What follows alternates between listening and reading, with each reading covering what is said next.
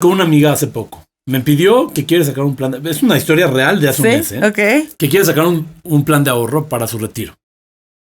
Le marco y le digo, bueno, ¿cuándo quieres que nos veamos?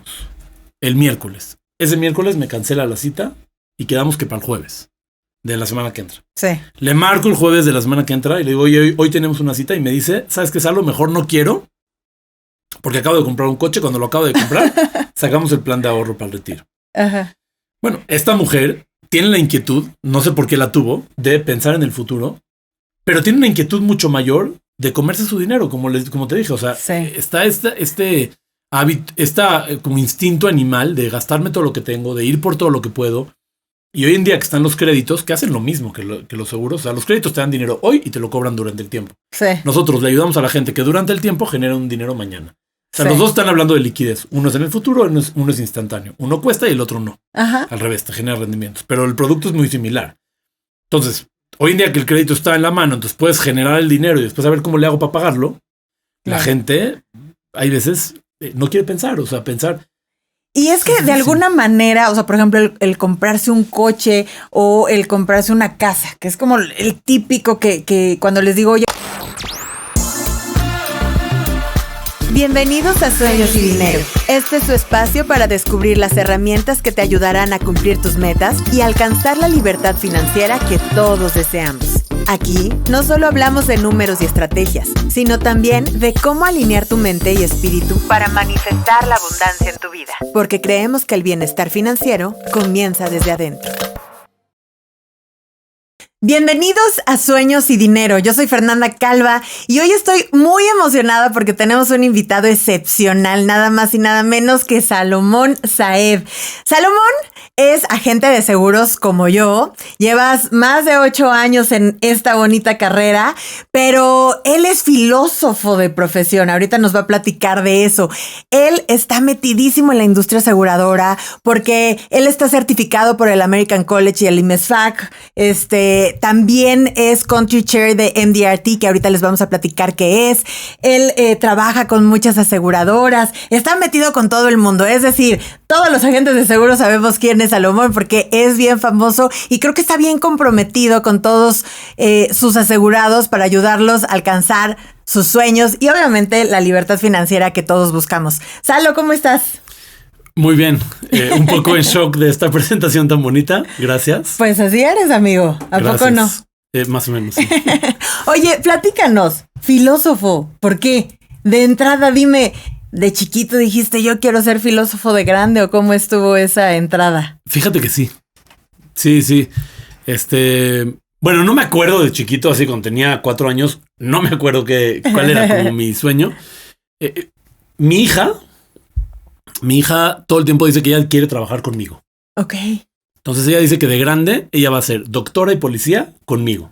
¿En serio? Entonces yo voy a ser doctor y voy a ser policía cuando sea abuelo, más o menos. Ok. Yo no me acuerdo qué quería hacer de chiquito, pero desde muy chiquito a mí me interesó dedicarme al análisis profundo de los textos de la religión a la cual yo pertenezco, que es la religión judía. Entonces yo me especialicé en literatura rabínica.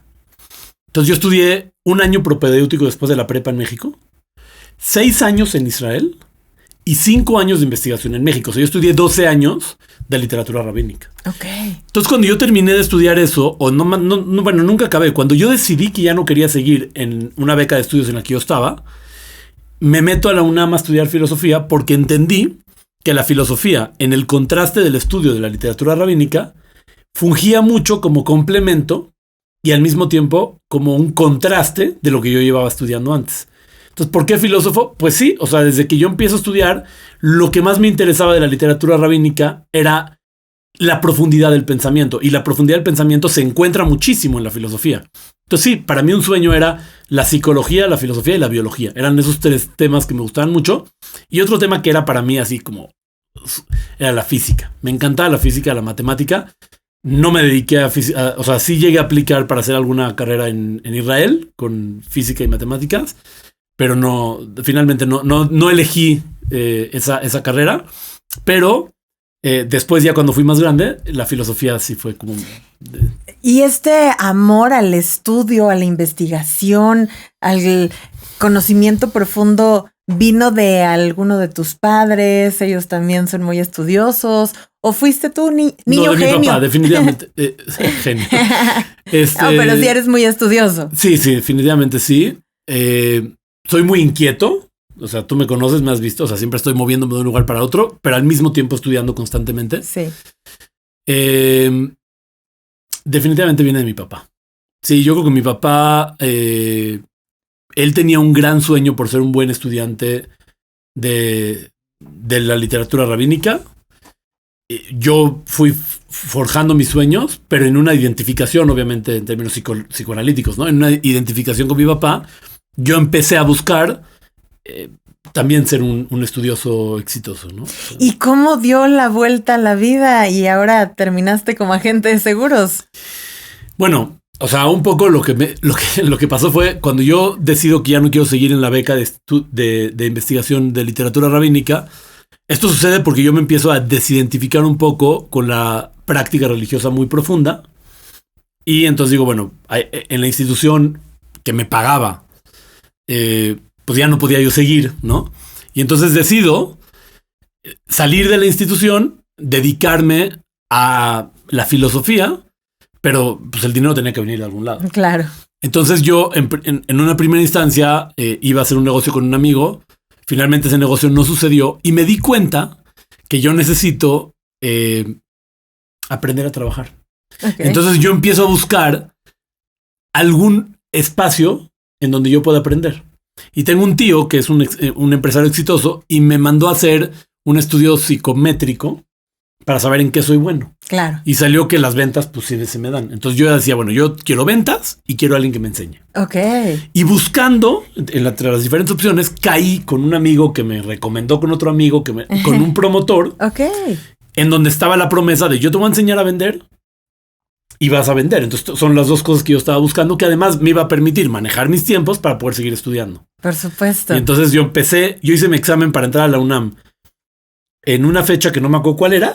Ajá. Y una semana de distancia fue mi examen para la cédula profesional de agente de seguros. Entonces tú sí viste eso de ser vendedor como algo positivo, porque hay algunas personas que te dicen ventas y como que piensas que tal vez es una carrera o una profesión que puedes hacer mientras encuentras otra cosa o algo más relacionado a tu carrera, pero tú viendo ese estudio psicométrico de que dijiste, oye, yo creo que tengo un buen perfil de ventas, dijiste, ok, le entro sin ningún problema.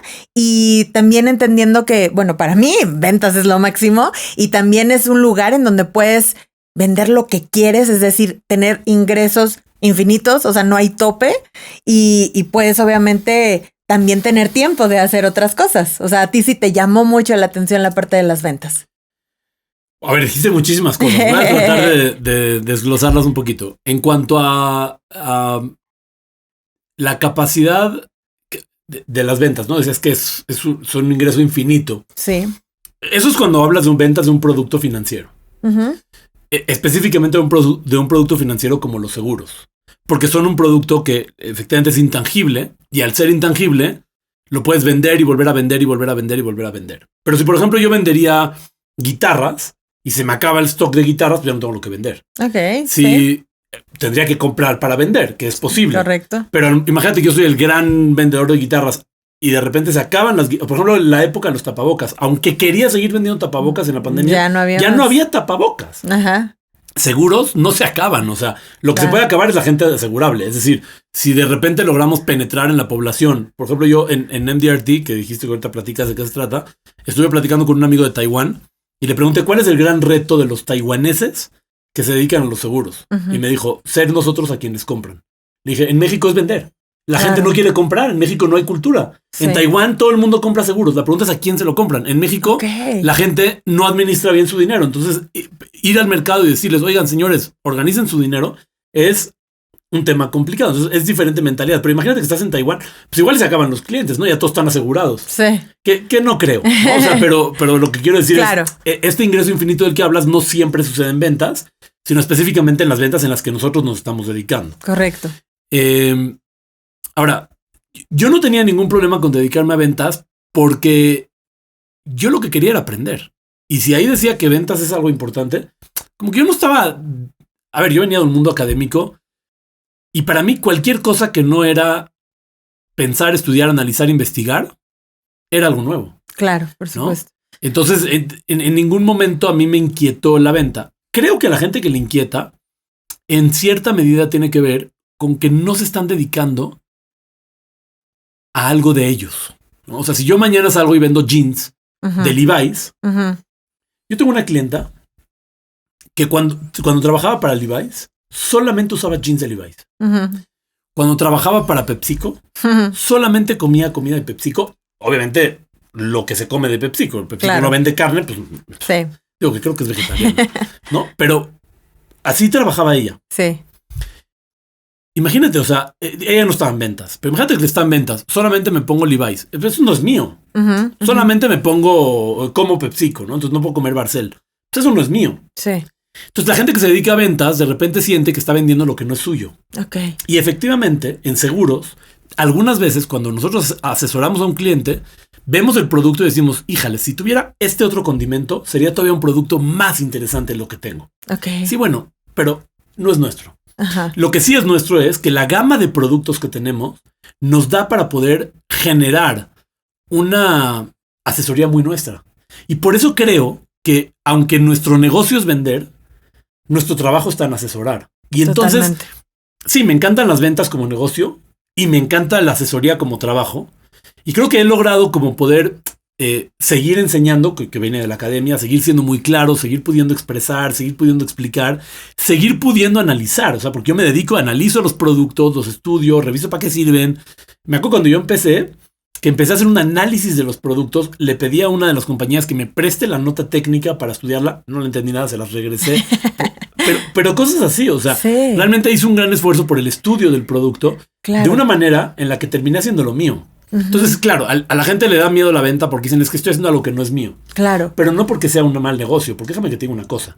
Tú puedes ser Elon Musk, Bill Gates, Jeff Bezos. ¿Quién te gusta? ¿Dónde está su negocio? En vender. ¿Cuál es el negocio de Apple? Por Vender. supuesto. ¿Cuál es el negocio de Microsoft? Vender. ¿Cuál es el negocio de inclusive de X? Dices, pues es gratis. No, no es gratis. El negocio está en la venta. ¿De qué? De lo que sí venden. De la data, de la mercadotecnia, de lo que venden. Para mí, la venta es esencial y no importa la profesión en la que estemos. O sea, puedes ser médico, abogado. Si no te sabes vender, pues difícilmente vas a tener más clientes.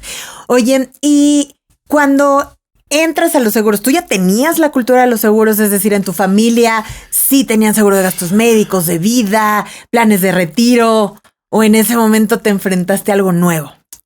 A ver, cuando yo era estudiante fui con mi tío y le dije, oye, en mis tiempos libres quiero hacer algo. Mi tío es agente de seguros. Yo no trabajé con él, no empecé con él. O sea, después llegué a hacer, tenemos algunos trabajos juntos, pero cuando empecé no tuvo que ver con él. Pero en ese momento me acuerdo que me dijo, oye, yo estoy vendiendo unos productos de inversión de largo plazo, que son prácticamente planes de ahorro, con un tratamiento de inversión, son un modelo de seguros. Y yo le dije, no, eso yo no le quiero entrar, ¿no? Eso fue porque no me gustó el producto. Ok. Hoy en día me dedico a eso, pero en aquel entonces como que no lo entendí y no me gustó. Mi familia, todos están asegurados, con seguros de gastos médicos, con una cobertura internacional. Nosotros somos consumidores del turismo médico. O sea, mi familia somos consumidores del turismo médico. El abuelo de mi esposa lamentablemente murió en Houston. O sea, se fue a atender a Houston y murió. Mi abuelo argentino murió en México. No porque se vino a atender a México, pero, o sea, murió en el Hospital Ángeles. Sí. O sea, normal, los seguros que nosotros manejamos.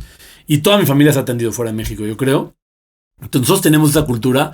Y es una cultura que nace de una historia. Mi abuelo le dio una lanita a mi mamá para que compre su casa. Entre el papá de mi papá y el papá de mi mamá, les regalaron dinero y compraron la casa que tienen mis papás, la compraron. Se la regalaron ellos. Entonces, cuando mi tío, mi abuelo, yo creo que no tenía más. Mi abuelito de aquí de México vendió su tienda para poder darle dinero a mi mamá. Entonces, mi abuelito pues vendió la tienda y empezó a viajar al interior de la República porque ya no tenía tienda. Y entonces su negocio se convirtió en viajar al interior de la República hasta que se retiró porque ya no podía seguir viajando. Entonces, mi tío, a los 18 años, va con una persona que tiene mucho dinero y le pide dinero prestado para comprar una casa y con la renta le va pagando el préstamo. Y le presta sin intereses. Entonces, él compra la casa y mi abuela se enferma. Se enferma, le da una úlcera en el estómago y bueno, se enferma casi en la raya de la muerte. Sí. Gracias a Dios se salva la vida y había que pagar el hospital. No tenía seguro de gastos médicos. Y entonces mi tío le dice a su prometida en ese momento, le dice, oye, mira, ya tenía por ley mi tío 20, 21 años, no sé. Y le dice, mira, nos alcanza para vender la casa, pagamos el préstamo, podemos pagar el hospital y durante un rato podemos pagar la renta con ese dinero. O sea, con la diferencia. Sí. En cambio, si no hacemos esto, mis hermanos, que son otros 3, que ya tienen hijos, van a tener que ayudar para pagar esa cuenta que estaba difícil. Entonces, ¿hacemos eso? Y la prometida de mi tío le dice, va. Te estoy hablando que, o sea, mi tío se casó a los 21 años.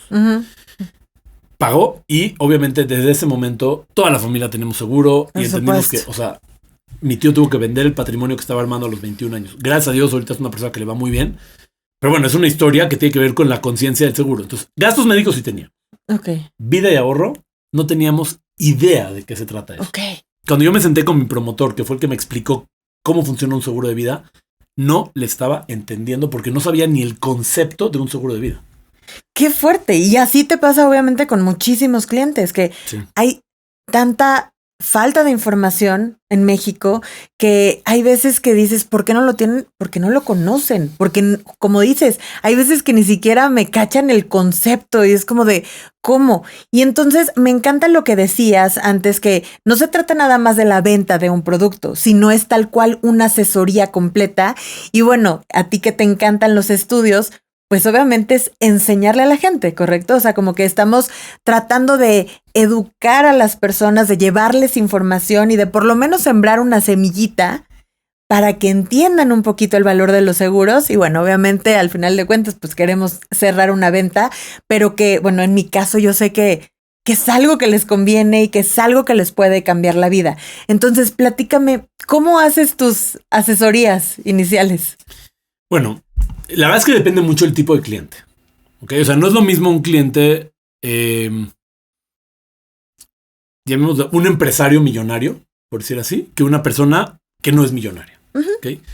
Porque las personas que tienen mucho dinero, el brazo financiero de los seguros está diseñado para una cosa diferente que las personas que todavía no tienen tanto dinero. ¿A qué me refiero con eso? Los que no tenemos tanto dinero necesitamos hacer acumulación de capital.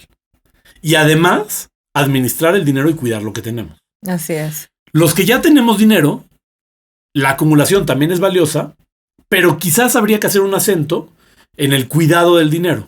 Entonces, y muchas veces en la estrategia fiscal. Entonces, yo lo que trato de hacer es explicarle a la gente que la planeación financiera, fiscal y patrimonial, o sea, en esos 3 rubros, tiene en el seguro un aliado y un brazo financiero importante. Entonces, yo, en primer lugar, platico con la gente de la importancia de la planeación. Claro. En segundo lugar, de la importancia de ponerle atención a los elementos de la planeación. Es decir, no solamente se trata de querer una casa en Acapulco, sino empezar a entender en mis ingresos, en mi manejo de presupuesto y en mis metas, cómo todos los elementos se tienen que juntar para poder llegar ahí. Y en el manejo del dinero, no es cuánto dinero recibo de regreso. No es el único elemento que yo tengo que pensar a la hora de definir el tipo de producto que yo voy a utilizar para poder manejar mi dinero. Una vez que entiendo eso y que desgloso esta parte, ¿no? O sea, el desglose de los elementos diferentes que hay en el manejo del dinero, o sea, pensando en que estamos hablando de elementos como qué rendimiento me deja, qué nivel de riesgo tienen, cómo entra el dinero al instrumento financiero, o sea, la póliza, o sea, una inversión, claro, cómo sale el dinero de ahí, cuál es el tratamiento, qué regulaciones hay, etcétera, etcétera. Puedo entonces plantear la posibilidad de yo ser uno de los instrumentos financieros a través de los cuales se va construyendo la necesidad que ellos pueden llegar a tener. ¿Sí? Entonces, si ellos, o sea, si mis clientes, por ejemplo, si mis clientes son gente que ya tiene dinero y lo que tienen que hacer es administrar su dinero, vamos a utilizar instrumentos que tienen que ver con la administración del dinero. Eficientización fiscal, vamos a enfocarnos en la parte fiscal. Si lo que requieren es una estrategia de sucesión adecuada, nos enfocamos en la estrategia de sucesión. La mayoría de los clientes necesitan todo, porque como no hay cultura en México de los seguros, lo que hace el brazo financiero del seguro no lo tienen nadie. O sea, eso es lo chistoso. O sea, puedes estar con los dueños de las empresas más grandes de México y no lo tienen. Entonces, ahí hay un enfoque. Y el enfoque no está en la educación que hablabas. El enfoque está en explicarles cómo funciona el producto, porque ellos saben lo que quieren de sus finanzas. Entonces, solamente es explicar cómo funciona el producto y después la asesoría viene cómo se suscribe el producto. Cuando hablo gente de digamos, una clase menor en términos económicos, porque no es una clase menor, pero que tienen menos dinero, las necesidades son diferentes. Y ahí sí hay muchas veces una educación financiera en términos de entender que hay que planear, entender que hay que invertir, entender que hay que manejar el presupuesto. O sea, la gente en México yo creo que no se ha dado cuenta que si termina el mes pagando todas las cuentas, no ha terminado el mes. ¿Por qué? Porque si nosotros trabajamos de los 20 a los 60 años, son 40 años, y vivimos hasta los 80, y todo el dinero que ganamos, o sea, pagamos todas las cuentas de los 20 a los 60, ¿con qué dinero voy a pagar las cuentas de los 60 a los 80? Exactamente. Entonces, me tiene que alcanzar para también guardar, para tener dinero de los 60 a los 80. Si no entienden, por ejemplo, esa parte del retiro, si no entienden la necesidad de que me sobre para ahorrar, no para irme de viaje mañana, que también es una necesidad, no están haciendo bien sus trabajos. Entonces, sí hay que explicar la importancia de la planeación. Tengo un cliente que hace poco vi, o sea, hace poco se está convirtiendo en mi cliente, digamos, sí, que cuando yo le dije, oye, de lo que ganas, el SAT te puede regresar alrededor de 300, 400 mil pesos al año. Se volvió loco. O sea, no sabía que la eficientación fiscal puede ser en su estructura financiera un aliado extraordinario. Y aquí estamos hablando de que yo le ayudé con un aspecto de sus finanzas que ni siquiera tienen que ver con los seguros. Sí. Pero como que la gente dice, yo con que termine el mes y medio le pague, ya, acabé el mes, ahora volvemos a empezar. Y realmente no están haciendo las cosas bien. Es como la gente que empieza a ir al gimnasio, se sube a la banda y no tiene idea qué tiene que hacer. Sí. Y con el tiempo te das cuenta que necesitas un coach para entender cómo usar la banda, para poder generar una mejor condición física, también para mejorar la condición física en los aparatos. Oye, ¿vas a correr? Tienes que fortalecer las rodillas, ¿no? Oye, ¿vas a hacer ejercicio? Tienes que comer bien. ¿Vas a comer bien? Tienes que dormir bien. Y la gente como que no entiende todo ese panorama. Bueno, en las finanzas es igual. Así no alcanza con trabajar y ganar dinero. Hay que administrar el presupuesto. Y no alcanza con administrar el presupuesto. Hay que invertirlo bien. Entonces, todo ese panorama es lo que tratamos de compartir en 20 minutos en una cita, ¿no? Exactamente. Y es que, como bien dices, o sea, yo a veces me sorprendo reuniéndome con personas que dices, oye, son súper exitosas, les va súper bien económicamente, o sea, dices, este cuate sí la armó en su negocio. Y tal vez tiene todas las herramientas para ser un buen empresario, para generar el dinero, pero al final de cuentas no sabe cómo administrarlo y no sabe cómo cuidar su patrimonio. Y por eso, de pronto, sí necesitan a nosotros como agentes de seguros o a tener asesores financieros o, como dices, coaches también que los ayuden a esa parte que va después de ganar el dinero. No solo es tener el dinero, sino saber cómo administrarlo. E inclusive los que saben administrarlo, lo que yo quiero poner aquí en la mesa que me doy cuenta es, los que saben administrar su dinero, a veces no se dan cuenta que en los seguros hay un aspecto de la administración que les puede hacer mucho más fácil la vida en sus finanzas. Si yo a veces le explico a los clientes un concepto muy fácil. Si tú haces una planeación, vas a tener la liquidez en el momento específico en el que vas necesitando el dinero. Claro. ¿Ok? Si tú no haces una planeación, inviertes el dinero y empiezas a generar rendimientos y riesgos, como siempre son con las inversiones, sí, puede ser que cuando necesites el dinero no lo tengas líquido. Entonces, ¿qué vas a hacer? O ir por un crédito, ya te costó más caro. O vender alguna inversión, ya te costó más caro. Y entonces cuando tú volteas a ver una comparativa entre un producto de planeación y un producto de inversión, dices, es que este me da el 10% anual y este me da el 6%, por decir un ejemplo. Sí. El de planeación me da el 6% como tasa interna de retorno. Sí. Pero ¿contra qué gasto? Porque algún día tú quieres utilizar ese dinero, si no más lo quieres crecer así nomás. El día que lo quieras utilizar, ¿cuánto va a valer ese dinero? porque a lo mejor lo vas a tener que rematar, a lo mejor vas a tener que salir un crédito y hasta ya le perdiste el rendimiento. Y aquí no. Aquí lo que te genero es un plan para tener dinero cuando lo quieras usar, para nunca tocar toda la estructura financiera que estás armando acá. Claro. Entonces, cuando yo trato de explicar eso, me doy cuenta de que es un brazo financiero, Así es. Y sumándole, ahorita estás comparando los rendimientos, pero obviamente sumándole la parte de la protección, ¿no? Porque bueno, inviertes tu dinero y entonces te da más rendimiento, etcétera. Porque muchas veces la gente o nos consideramos inmortales o que no nos va a pasar nada, pero obviamente ya agregándole estas sumas aseguradas por incapacidad, por fallecimiento, es en donde les tienes que explicar que, como dices, son cosas diferentes. Yo siempre les digo, ya cuando tienes estos seguros y tienes toda tu parte de la base de la pirámide protegida, bueno, si ya quieres también jugarle a las inversiones, también es válido, también está bien. Pero siempre y cuando ya tengas toda tu planeación bien formada. Oye, Salo, y platícanos, ¿por qué te has metido tanto en el tema de seguros? No nada más hacia afuera, hacia los clientes, sino te he visto siempre muy activo en toda la industria aseguradora, moviéndote en diferentes compañías y sobre todo también en MDRT, que les platiques ahorita qué es eso, como agente de seguros. ¿Qué es lo que te ha llevado a adentrarte tanto en eso para posicionarte mejor con los clientes, para seguirte preparando? O platícanos un poquito más. No, yo no lo hago para posicionarme con los clientes. O sea, yo creo que meterme a tener una amistad de calidad con la industria, con la profesión que tenemos, tiene que ver con penetrar con lo que hago, ¿no? Entonces, si lo que hago tiene personas trabajando más allá de las ventas, porque yo estoy en la parte de ventas, claro, pero hay gente trabajando, yo los quiero conocer. Yo quiero conocer la industria, yo quiero conocer a mis colegas. Y con el tiempo eso me ha convertido en aprender muchísimas cosas, ¿no? Claro. O sea, estoy aquí sentado contigo, que me parece que también eres, así como hablaste muy bien de mí, yo también considero que eres una persona muy exitosa en nuestra profesión. Gracias. Y para mí aprender de ti es algo que también lo considero muy valioso, ¿no? Entonces, poder como echar el compadrazgo, ¿no?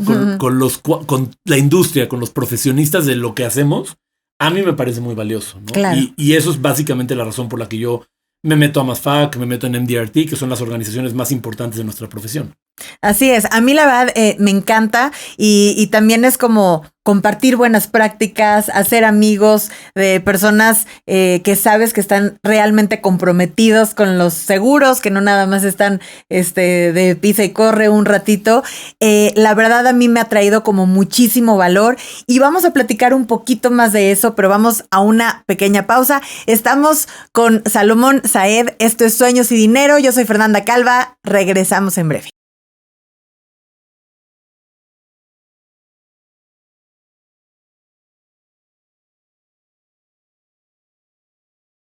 Regresamos a Sueños y Dinero, yo soy Fernanda Calva y estamos aquí con Salomón Saed, nada más y nada menos que el Country Chair de la MDRT de México. Platícanos un poquito qué es MDRT y qué ha significado para ti representar a tu país a nivel internacional. Bueno, MDRT, como lo dicen las siglas, es Million Dollar Round Table, que significa la mesa redonda del millón de dólares. Entonces, unos cuates, productores de seguros de alto nivel en Chicago se juntan y hacen una organización que hoy en día tenemos más de 95,000 personas en alrededor de 80 países. En México somos 1,400 miembros. Así es. Entonces, los top producers a nivel mundial se juntan para poder compartir sus experiencias. Entonces, para mí, ser Country Chair, eso es la MDRT. Sí. Básicamente es un espacio de networking. O sea, si tú dices yo soy MDRT, significa que si mañana tienes un cliente en Panamá y necesitas ayuda, tienes quien te ayude. Sí. Si pasado mañana quieres analizar o replicar una forma de trabajo de Inglaterra, lo puedes hacer, porque tenemos acceso a eso. Si quiero entender cómo funcionan los seguros en Dubái, puedo saber, ¿no? O sea, tengo acceso a un nivel de networking el más alto que hay, la verdad. Sí. Entonces, eso es una cosa increíble. Ahora, ¿qué significa para mí representar MDRT? ¿Y qué significa para mí representar México? O sea, yo le sumo a tu pregunta. Sí. Cuando estoy en MDRT representando México, para mí es una gran responsabilidad. ¿Por qué? Yo hago las cuentas. Somos 1,400 miembros. Uh-huh. Si todos los miembros tenemos mínimo 200 clientes, que estoy seguro que la mayoría de los miembros son los mejores de México. Claro. Tenemos 200 clientes. Estamos hablando de que multiplica 1,400, vamos a decir 1,000, para que se me haga fácil hablar. 1,000 por 200 son 200,000 clientes. Claro. Si cada cliente tiene de dependientes económicos alrededor de 4 personas, son 800,000 personas que dependen de la calidad del servicio que como MDRT le damos a los miembros de MDRT para mejorar su rendimiento. Entonces hay 800,000 mexicanos que dependen de nosotros. Y si para que esos 800,000 mexicanos en su planeación financiera no se vean afectados, si no fuera por nosotros, necesitarían de acudir a sus familias, estás hablando de que esos 800,000 a lo mejor tienen otras 8 personas a las que acudirían si no harían una buena planeación. Sí. Sus tíos, sus primos, sus hermanos. Entonces, no estás afectando en la vida de 800,000 personas. Estás afectando en la vida de a lo mejor, no sé, 1,600,000 personas. Nunca lo había pensado así. O sea, estamos arriba del 20% de la población mexicana, si lo pensamos de esa manera. Claro. Entonces, yo pienso que la responsabilidad que tenemos a la hora de generar un mejor rendimiento en los mejores productores de planeación financiera en instrumentos de seguros en México es una responsabilidad gigantesca, ¿no? Así lo siento yo. Sí.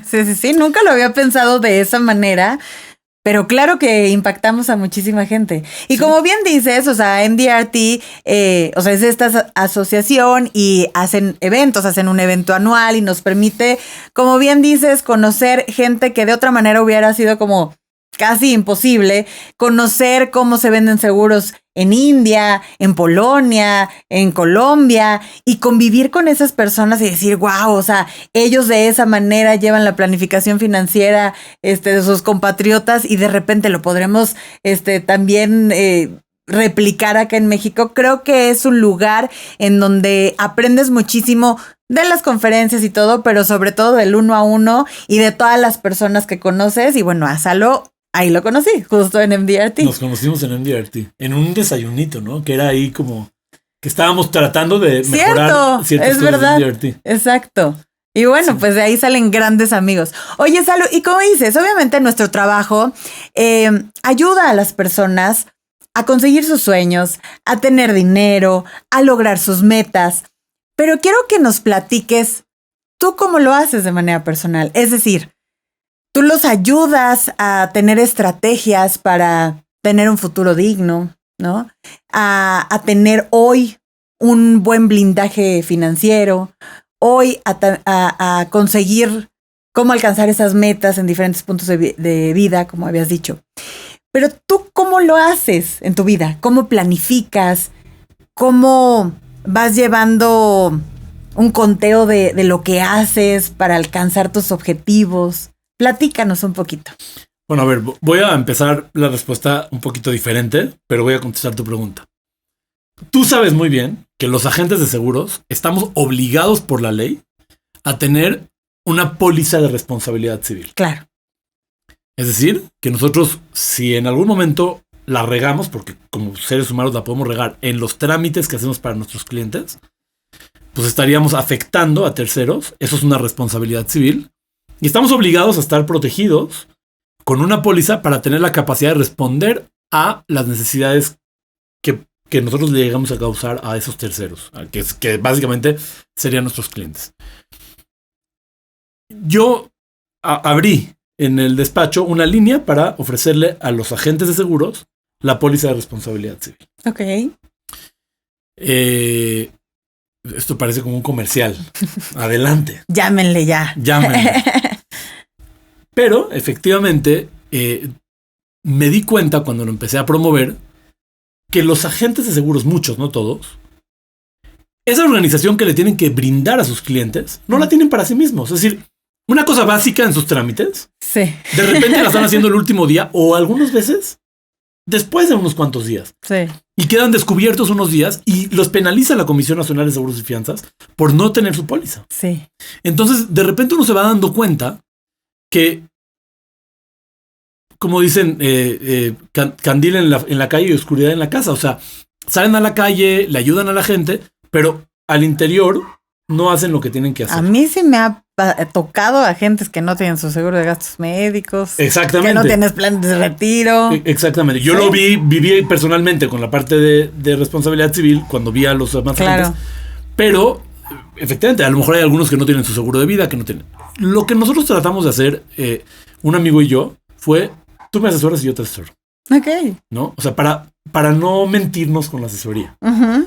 Entonces, pues nos abrimos las carpetas de las finanzas y dice, oye, viendo las finanzas que tenemos, ¿qué me recomendarías?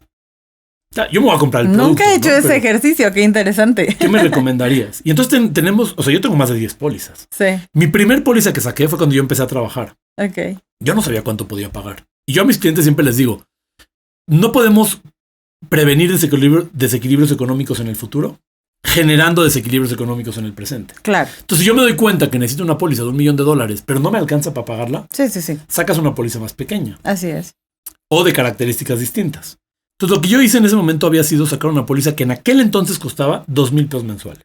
Ok. Pero lo que yo necesitaba, desde que la saqué sabía, era muchísimo más dinero. Uh-huh. Entonces, fui comprando pólizas conforme mi capacidad fue dando y fui también ajustando mi planeación financiera personal conforme fueron naciendo mis hijos, fue subiendo mi situación financiera. O sea, mientras fue creciendo la abundancia y fue creciendo el bienestar en mi familia, fue creciendo la necesidad de proteger esa abundancia y proteger ese bienestar. Claro. Y entonces yo fui comprando para mí mis pólizas y de a poco las voy revisando aproximadamente una vez al año, una vez cada 2 años. Personalmente, yo hago planeación casi todos los eneros, algunas veces en diciembre, normalmente en enero, o sea, pero sí en ese momento es un momento de un stop, de un freno en el camino.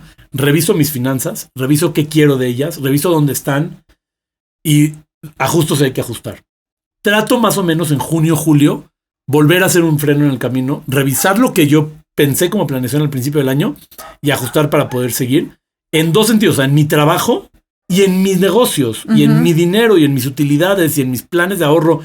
Porque no solamente invierto en seguros. Claro. Yo también tengo inversiones, yo también tengo acciones en negocios. O sea, no solamente tengo seguros. Claro, entonces, checo todo cómo va. Normalmente trato muchísimo de tener una comunicación financiera con mi familia. O sea, no solo con mi esposa. Con mi familia me refiero a mis hijas también. Okay. Y bueno, cuando crezca mi hijo, pues esperemos que también. Yo tengo 2 hijas y un niño. Uh-huh. Regalo uno. No, pero sí tengo. Por eso tiene tantas pólizas. Bueno, sí, porque tengo... Los regalos con pólizas. Exacto. Los seguros de la educación de los niños. Claro. ¿No? Entonces, sí, les comunico a mi familia. Oigan, por ejemplo, mis hijas tienen una alcancía. Uh-huh. Y mi hija chiquita, cuando tenía 2 años, fue con su abuelita, o su bisabuela más bien, y le dijo, ¿tú sabías que mi papá tiene algo para que yo vaya a la universidad seguro? ¿En serio? O sea, ella ya sabía. Wow. Ajá, y hay veces que sí, que aunque yo lo puedo pagar con tarjeta de crédito, le doy el dinero a mis hijas, vamos a Ventanilla y pagamos la póliza en Ventanilla, ¿no? Con la intención de que mis hijas vean que se está ahorrando para, ¿no? Y irlas educando. Pero no solamente educar, sino una comunicación. Si en algún momento la abundancia decrece por alguna razón, o porque hay gastos nuevos, o porque los ingresos no fueron los mismos, la razón que sea, yo intento platicar con la familia y decirles, oigan, tenemos que hacer aquí un ajuste, ¿no? Ahora, hablando de las finanzas personales, me parece muy importante que la gente entienda. Hay 2 tipos de ingresos. Los ingresos variables y los ingresos fijos. Sí. Como agentes de seguros, y cualquiera que se dedique a las ventas que escuche esto, no tenemos ingresos fijos, pero tenemos que tenerlos. ¿A qué me refiero con eso? Tenemos que organizar nuestras finanzas para que nosotros no seamos vendedores y vivir de acuerdo a los ingresos que vamos teniendo, uh-huh, sino que tengamos un negocio de ventas. Entonces, me va entrando lana, pero esa lana que entra, le entra a mi negocio y mi negocio me paga un sueldo. Entonces, yo puedo tener un ingreso fijo, aunque mi negocio no tenga un ingreso fijo. Okay. Y tengo que manejar mi negocio de ventas como negocio y mi vida como vida, porque las finanzas personales son mucho más sanas cuando tienen estructura. Entonces yo no puedo estar, es que hoy gané $1 millón, me gasto $1 millón. Hoy gané 100,000, gasto 100,000. Que hay gente que hace eso. Sí, pero obviamente llevas un presupuesto puntual. Nunca había pensado eso de, o sea, la verdad, nosotros como agentes, como bien dices, recibimos el dinero y bueno, yo también de ahí tengo que sacar algunos gastos para mi propio negocio y no me he puesto tal cual como un sueldo, ¿no? Tú eres un gasto en tu negocio. Como, sí, por supuesto. Y la verdad nunca lo he hecho así, o sea, no es como que tengo un sueldito, sé más o menos obviamente cuál es mi presupuesto mensual de las cosas fijas, etcétera. Y la verdad ahorro muchísimo, ¿no? De todo lo variable, lo diferente que pasa en el mes. Pero se me hace como muy interesante separarlo de esa manera para que digas, bueno, ya sé cuánto es lo fijo con lo que cuento mes con mes. Y la diferencia son utilidades. Claro. Ahora, yo con mis clientes les digo, la inversión la haces de las utilidades. El ahorro es parte de tu presupuesto en tus gastos. Por supuesto. Ok. Entonces, si tú como agente de seguros te organizas de esa manera, lo que tienes que hacer es el ahorro, meterlo como un presupuesto de gastos y las utilidades, ver qué va a hacer con ellas de acuerdo a una planeación con tus utilidades. Hay una regla que yo escuché de una agente amiga mía que dice el 60-30-10. 60% de tu dinero te lo gastas, el 30% lo inviertes y el 10% seguros y ahorro. Yo creo que no puede ser igual con todo el mundo, porque imagínate que a Carlos Slim le digamos 60-30-10, gastas el 60% del dinero que ganas. ¿Cómo? ¿No? Claro. Pero podemos hacer algo similar nosotros, ¿no? O sea, y decir, tengo mi presupuesto, yo vivo con el sueldo que tengo. Van a haber meses que a lo mejor hasta ni siquiera ganas tu negocio, pero lo que tú tienes que hacer es pensar, si yo fuera el empleado de mi negocio, ¿estoy dispuesto a pagarle lo que estoy gastando? Y exigirte, como vendedor, como le exigirías a tu mejor vendedor. Claro. Entonces yo me exijo trabajar de cierto modo. A ver, ¿tuviste cita con este cuate? Yo a mi vendedor le diría que con ese cuate ya no tenga más citas. Te pones enfrente del espejo, Salo. Exacto. O cuéntanos un Entonces poquito. Te organizas. Claro, es que es una organización. Sí. Y es que es mucha autogestión. Y bueno, ahorita en la pausa me platicabas también de la introspección. O sea, platícanos eso. O sea, cuando tú dices, también tengo que ponerle disciplina a mi negocio y ser mi propio jefe y también regañarme o todo eso, ¿cómo le haces para tener, o sea, ese enfoque para hacerlo bien todos los días? Cuéntanos eso de la introspección que me comentabas. Bueno, no lo hago bien todos los días, ojalá. ¿No? O sea, sí, todos no somos todos Messi, ¿no? O sea, pero, a ver, nada más una cosa que decías, regañarte y impulsarte también, o sea. Y echarte porras, claro. Claro, si yo pienso ahorita, ¿cuál es el elemento más importante en términos de equipo de trabajo que tengo que tener con mi equipo de trabajo? Más que regañarlos, impulsarlos. Por supuesto. Bueno, si yo soy parte de mi equipo de trabajo, tienes que ver de dónde sacas fuerzas para hacer las cosas con ánimo, con ganas, contento, ¿no? Si cuando haces ejercicio se te prenden las ganas de vivir, haz ejercicio en las mañanas, porque entonces, claro. y si cuando trabajas y te rechazan, se te baja el ánimo, pues haz ejercicio en las tardes, porque después del rechazo, pues vuelves a empezar y las feromonas hacer cosas te levantan. Que te convengan. Claro, busca los hábitos que te llevan a un mejor rendimiento en tu vida, en tu trabajo, seas agente seguro, seas lo que seas, ¿no? O sea, no importa. Ahora, me preguntaba sobre la introspección. Bueno, yo desde que era chavito, o sea, yo empecé con el tema de la introspección.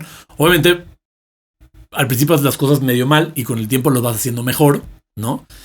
Y yo mínimo una vez a la semana, eran los sábados en la tarde, salía a algún parque, a algún bosque, a algún lugar donde me sienta yo tranquilo, donde yo vivía, a los 18 años ya vivía yo en Haifa, en una ciudad en Israel, vivía al lado de una montaña, entonces subía a la montaña y veía como todo el horizonte, se veía el mar desde ahí, y me sentaba a pensar, ¿no? Entonces yo tenía mis metas en la vida y decía, quiero concentrarme de esta manera, estudiar de esta forma, generar ciertos hábitos, quiero lograr ciertas cosas. Entonces me preguntaba, ¿las estoy logrando?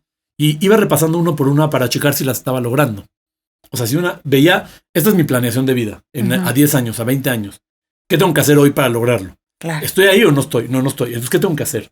Y entonces empezaba a crear dinámicas o hábitos que con el tiempo me fui dando cuenta que era muy difícil cambiar. Si el ejemplo que te estaba diciendo era, si agarras un árbol y lo quieres empujar de un lado a otro y empiezas a doblar la rama, la rompes. Sí. Hay una historia judía muy interesante. Había un rabino, que no era rabino, era un señor que se llamaba Akiva.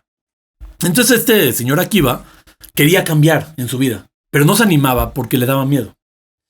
Y un día estaba abajo de un puente que estaba goteando y vio que la piedra en la que caía una gota se empezó a cambiar la forma. O sea, él vio la piedra cambiada de forma, no vio todas las gotas hasta que se cambió. Pero él entendió que la piedra cambió de forma porque las gotas le pegó todo el tiempo. Y entonces él dijo, oye, si la piedra puede cambiar con gotitas de agua, yo también puedo cambiar. Así es. Sí, como que le cayó el 20. Y yo siempre me preguntaba, como en el análisis del texto, yo siempre me preguntaba, pero la piedra siempre la puede romper. O sea, agarra una piedra, la avienta, se rompe. Él, ¿por qué no entendía que podía cambiar? Porque él no quería romper su personalidad. Él quería cambiar, seguir siendo sí mismo. Wow. Y lo que se dio cuenta es que si haces pequeños cambios en tu vida, planes de ahorro de 5,000 pesos al mes, si haces cosas chiquitas, con el tiempo de repente esa piedra puede cambiar y no pierde su esencia. Claro. Y eso es lo que yo me di cuenta con la introspección y lo empecé a hacer. Nada más para cerrar esta idea, lo que sí para mí fue como súper importante fue el día que yo dije, para mejorar esto quiero ir a psicoanálisis. Y el psicoanálisis me cambió la vida. Yo voy 3 veces a la semana. Llevo 10 años yendo. Es como ir a hacer ejercicio todos los días. O sea, es como vas a pensarte, Sí. pero con un experto que te ayuda a pensar porque está ahí constantemente fungiendo ciertas funciones relacionadas con la identidad primitiva de la mente, y me ha ayudado a el desarrollo del pensamiento de la identidad personal mía de una manera, yo creo que muy importante, ¿no? Entonces muchos de los cambios que he hecho en mi vida creo que no los hubiera podido hacer de la forma como los hice si no hubiera tenido a mi psicoanalista al lado, ¿no? Entonces, por supuesto.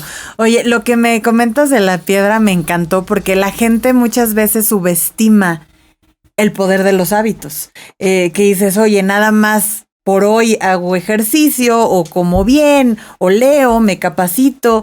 Y dices, ay, pues igual y como que no hace tanta diferencia una sola vez que lo haga. Pero claro, nosotros nos convertimos en el conjunto de hábitos que hacemos todos los días. Y es algo que siempre digo, a ver, oye, tú quieres alcanzar una meta, ¿qué estás haciendo hoy para conseguirlo? Y al final de cuentas, pues sí, somos la suma de lo que hacemos todos los días. Y bueno, creo que también la terapia siempre debe ser como canasta básica y es algo que yo creo que nos permite estar mucho mejor con nosotros mismos y con todas las personas que nos rodean, ¿no? Yo creo que lo más importante que debemos hacer es hacernos responsables de nosotros mismos, hacernos responsables de nuestra felicidad, de nuestro éxito, de todas las acciones.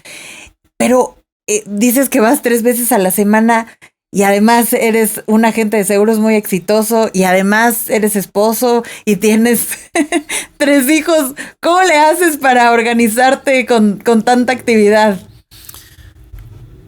bueno, o sea, sí es complicado. Es complicado.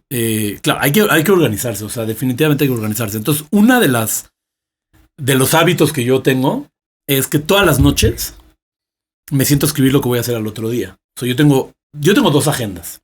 La agenda de la semana y la agenda del día. Que las compré. Ok. Para poder utilizarlas de esa manera. Entonces, ¿qué es lo que yo hago? Yo todos los domingos planeo la semana y todas las noches planeo los días. Ok. Entonces, los domingos me ayuda a ver la semana porque entonces veo todas las actividades que tengo que hacer con la familia. Y los días, ya una vez que tengo todas las actividades, voy planeando los días para que vayan sucediendo las cosas que necesito. Y le tengo que dar espacio a mi equipo de trabajo, le tengo que dar espacio a mi vida, le tengo que dar espacio a mi familia y a mi trabajo, ¿no? Entonces, pues ahí le vamos campechaneando. Ok. Oye, ¿y qué les podrías recomendar a las personas que nos están escuchando que justo quieren lograr sus metas, quieren encontrar esa libertad financiera, pero que realmente no saben cómo empezar? Mira, algo que yo escuché en MDRT el año pasado, o este año, no, el año pasado, es muy difícil pedir ayuda, pero es más difícil aceptar la ayuda. A veces pedimos ayuda, nos dicen qué tenemos que hacer y con todo esto no lo hacemos. Uh-huh. Eso pasa mucho. Yo sí recomiendo acercarse a alguien cercano, platicar con esa persona, buscar en términos de planeación financiera, que es algo súper importante, porque nosotros somos animales. Y como animales tenemos instintos y nos gastamos el dinero. Entonces, en un mundo en donde la estructura económica no es orgánica, es diferente que lo orgánico, requerimos de hábitos diferentes. Acercarnos con los expertos, acercarnos con los asesores, pedir ayuda y aceptar la ayuda. Nos están ayudando. Nosotros le ayudamos a las personas a planificar a través de instrumentos diseñados para las personas. ¿Y cuáles son las principales objeciones o por qué te dicen que no? Cuando les tratas de ayudar, ¿qué es lo que ves en común con los mexicanos? ¿Cuáles son esos obstáculos mentales que hacen que no quieran que los ayudemos a conseguir sus sueños? Es chistoso. Yo siempre creo que como agente de seguros, lo que hacemos es ayudarle a la gente, como bien dices, a lograr sus metas. O sea, obviamente toda la gente quiere tener un buen retiro, quiere ahorrar para la educación de sus hijos, quiere que puedan continuar con su estilo de vida aun cuando llegan a faltar, pero lo que no quieren hacer es el proceso. O sea, claro, no quieren contratar el seguro, no quieren ahorrar. A mí me marcó una amiga hace poco. Me pidió que quiere sacar un plan es una historia real de hace un mes, ¿eh? Okay. Que quiere sacar un plan de ahorro para su retiro. Le marco y le digo, bueno, ¿cuándo quieres que nos veamos? El miércoles. Ese miércoles me cancela la cita y quedamos que para el jueves de la semana que entra. Sí. Le marco el jueves de la semana que entra y le digo, oye, hoy tenemos una cita, y me dice, ¿sabes qué, Salo? Mejor no quiero, porque acabo de comprar un coche. Cuando lo acabo de comprar, sacamos el plan de ahorro para el retiro. Ajá. Bueno, esta mujer tiene la inquietud, no sé por qué la tuvo, de pensar en el futuro, pero tiene una inquietud mucho mayor de comerse su dinero, como te dije. O sea, sí, está este hábito, como instinto animal de gastarme todo lo que tengo, de ir por todo lo que puedo. Y hoy en día que están los créditos, que hacen lo mismo que los seguros. O sea, los créditos te dan dinero hoy y te lo cobran durante el tiempo. Sí. Nosotros le ayudamos a la gente que durante el tiempo genera un dinero mañana. O sea, sí, los dos están hablando de liquidez. Uno es en el futuro, uno es instantáneo. Uno cuesta y el otro no. Ajá. Al revés, te genera rendimientos. Pero el producto es muy similar. Entonces, hoy en día que el crédito está en la mano, entonces puedes generar el dinero y después saber cómo le hago para pagarlo. La gente, hay veces, no quiere pensar. O sea, pensar... Y es que de alguna manera, o sea, por ejemplo, el comprarse un coche o el comprarse una casa, que es como el típico que cuando les digo, oye, ¿cuál es una de tus metas financieras? Siempre me dicen tener una casa propia. Porque yo creo que ya es una creencia que tenemos de siempre, que a fuerza necesitamos una casa, pero hay que sacrificar muchas cosas. O sea, como bien dice, se meten a un crédito hipotecario, que son como muchísimos años, que estás pagando muchísimos intereses, en lugar de ahorrar. ¿Tú qué les podrías decir? Oye, sí es importante que tengas la casa hoy, aunque te cueste mucho. Yo de verdad creo... Mejor tenemos una casa imaginaria, que es algo que yo siempre les digo. Puedes tener una casa virtual, en donde tienes mucho dinero ahorrado, y te genera rendimientos, y pues también puedes pagar una renta a tu alcance. No sé cómo lo veas. Yo creo que depende de cada caso. O sea, ahí sí me parece que los casos van cambiando. A mí me parece que comprar una casa es una buena idea para muchas personas. No creo que sea una buena idea meterte en un crédito que no puedas pagar. O sea, eso definitivamente no creo que... Así como cuando le digo a la gente hay que ahorrar. No ahorres lo que no tienes dinero para ahorrar. Lo mismo digo, no te metas en un crédito que no puedes pagar. O sea, eso es definitivamente. Así es.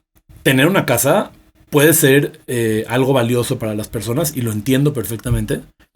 Pero yo sí creo que hay que generar un equilibrio, ¿no? O sea, eso definitivamente. Por supuesto. Oye, Salo, y como en resumen, hablando de consejos financieros que les puedas dar a toda la gente que nos esté escuchando, o en general también de cómo lograr sus sueños, ¿qué les podrías recomendar? Bueno, mi recomendación es vigilar muy bien el presupuesto, que el presupuesto es la administración de los ingresos y los egresos. Darse cuenta que dentro de la planeación financiera tienen que tener un fondo de emergencia, que son más o menos entre 6 y 12 meses de gastos. Es mi recomendación, aunque mucha gente recomienda entre 3 y 6. Uh-huh. Yo recomiendo entre 6 y 12. Ok. En un instrumento financiero que deje liquidez y bajo riesgo. Un plan de contingencias, que básicamente es un seguro. El plan de contingencias de gastos médicos es un seguro de gastos médicos. El de vida es un seguro de vida. El de casas es un seguro de casa. Sí. Es decir, tener un presupuesto para las contingencias. Y después ahorrar. Ahorrar con dos fines. Un fin, o sea, digamos que le ponemos como dos fines. Un fin, invertir, arriesgar, crecer el dinero. Y el otro fin, garantizar metas. ¿Cuáles son las metas que no pones en juego? Mi meta es el retiro, mi meta es una casa, mi meta es un viaje, mi meta es la educación. Bueno, acá es una columna que no puedo poner en juego y ese dinero lo tengo que empezar a garantizar. Si yo tengo esos 3 pilares hechos, yo creo que tienes una gran parte de tu estructura financiera ya armada. Perfecto, muchísimas gracias. Y como último, ¿cuál es tu próximo sueño, Salo? Qué buena pregunta. Mi próximo sueño, o sea, ¿O un sueño que quieras lograr? Bueno, mi próximo sueño, porque ahorita, como les dije, estoy terminando la carrera de filosofía. Mi próximo sueño es el doctorado en filosofía. Y a mí me gustaría, no dentro de mucho tiempo, también un doctorado en psicoanálisis, ¿no? O sea, creo que son 2 temas que me gustaría trabajar. Entonces tenemos aquí próximamente a un doble doctor. Ya te invitaremos nuevamente. Pero son sueños, ¿no? O sea, pero se pueden lograr. Siempre se pueden lograr. Sí, no, definitivamente. Muchísimas gracias, Salo. Aprendí muchísimo como agente de seguros y también seguramente todos los que nos están escuchando han encontrado muchas herramientas en ti que les van a ayudar a alcanzar sus metas y su libertad financiera. ¿Dónde te podemos encontrar? Gracias. Pues en Facebook, no sé cómo se llama Salomón Saed, o sea, Salomón con S, Saed con Z. En Instagram, Facebook, LinkedIn. Y el que se parezca a mí, pues ese soy yo, ¿no? O sea, no. Perfecto. Por ahora no sé de cuentas falsas. Muy bien. Pues muchísimas gracias, amigo. Muchas gracias a todos los que nos escucharon el día de hoy. Esto fue Sueños y Dinero. Yo soy Fernanda Calva. Hasta la próxima. Mucho gusto.